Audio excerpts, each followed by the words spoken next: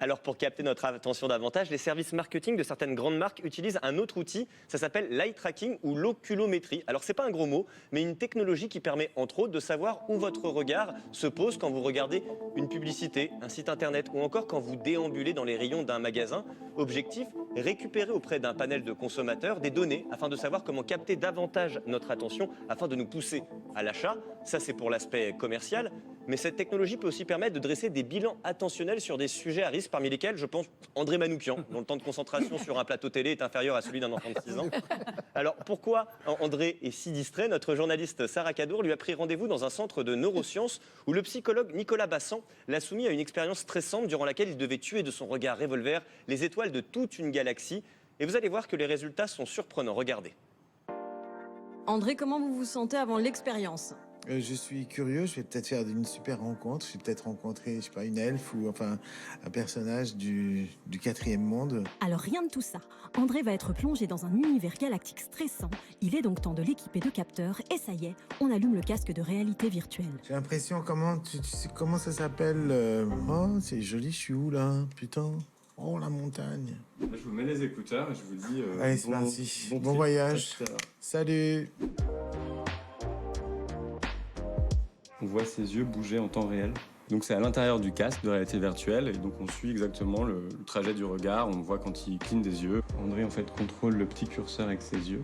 En fait il peut shooter les différents ennemis juste avec son regard. Et tout ça, ça va nous donner des renseignements à la fois sur son niveau de charge mentale, sur son niveau de contrôle cognitif.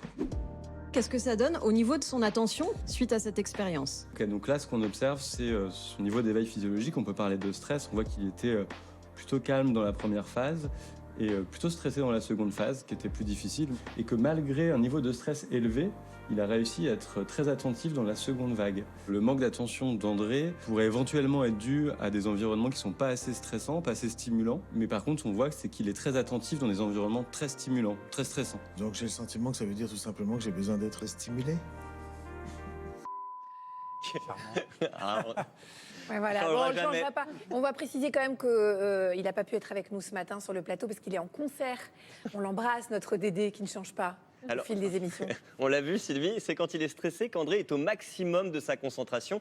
À croire qu'il est beaucoup trop détendu sur ce plateau, il faut que ça change. Alors, comment on explique cette différence? En fait, on sait qu'on n'est pas tous égaux d'un point de vue de l'attention. On ne l'utilise pas tous de la même manière. C'est ce qui explique pourquoi certains aiment travailler dans le silence d'une bibliothèque, sans avoir aucun bruit à inhiber pour être concentrés sur ce qu'ils font.